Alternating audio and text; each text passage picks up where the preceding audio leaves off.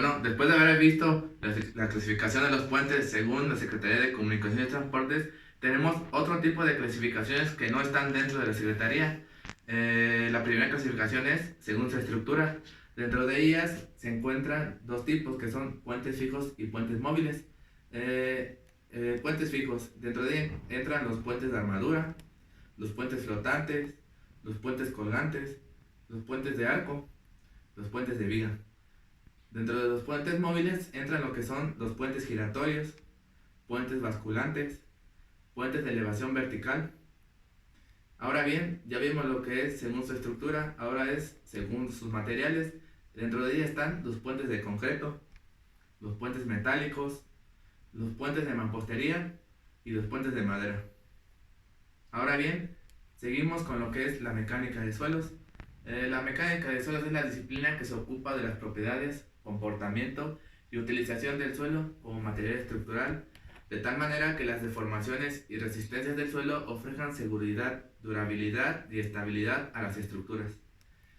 Les voy a explicar un sondeo que se ocupa dentro de la mecánica de suelos, que es el método de sondeo de penetración estándar. Este se emplea para recuperar muestras alteradas del suelo, las cuales en campo permiten identificar los tipos de suelo y en laboratorio permiten la identificación de propiedades como lo son el contenido de humedad, límites de consistencia, entre otros.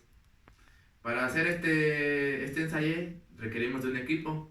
En primera instancia lo que tenemos que utilizar es una broca o puntas de cola de pescado, estrella, etcétera, con diámetros menores a 162 milímetros y mayores a 56 milímetros, esto es para hacer la perforación. Un martinete de peso de 63.5 kilogramos, un cabezal de golpeo, barra de guía, un tubo partido, un malacate y un trípode. Bueno, el procedimiento. El ensayo en sí consiste en hincar el tubo partido para que penetre 30 centímetros en el terreno, ayudándonos de un martillo de 63 kilogramos de peso y una altura de caída de 75 centímetros, contabilizando el número de golpes en el que van a penetrar dicha distancia. Para efectuar la prueba, el muestrador debe enroscarse al extremo de la tubería de perforación y se baja hasta la profundidad donde se encuentra el manto de arena sobre el cual se va a hacer la prueba. Previamente el fondo del pozo debe haberse limpiado cuidadosamente para garantizar que el material no esté alterado. Se coloca el martillo en posición guiado por la tubería de perforación, elevándolo con un cable accionado manual o mecánicamente, el cual se encuentra suspendido del trípode con polea. Se marca el extremo superior de la tubería de perforación en tres partes, cada una de 15 centímetros, para la posterior observación del avance del muestrador bajo el impacto del martillo. Se deja caer el martillo sobre el cabezote de la tubería de perforación y se contabiliza el número de golpes aplicado con la altura de caída específica para los primeros 15 centímetros. Seguidamente se realiza la prueba en sí, introduciendo otros 30 centímetros, anotando el número de golpes requerido para la hincada en cada intervalo de 15 centímetros de penetración. Posterior a esto se lleva a la superficie del mostrador y se abre, esto después de ya haber hecho la prueba de los 30 centímetros.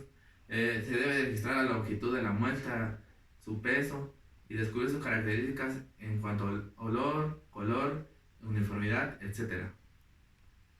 Bueno, para los resultados, el resultado del ensayo se cuenta a partir de los 15 centímetros, de los 15 a los 45 centímetros, en donde dijimos que en sí comenzaba el ensayo porque los primeros 15 centímetros o los primeros 15 números de golpes se desechan. Teniendo en cuenta esto, de los 15 a los 30 centímetros y de los 30 a los 45 centímetros se suma el número de golpes para obtener el total de golpes y poder así observar y deducir el tipo de suelo en el que nos encontramos.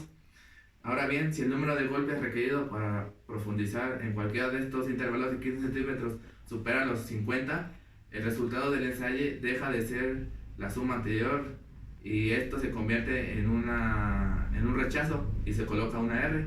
Debemos anotar también la longitud hincada en el tramo en el que se han alcanzado los 50 golpes.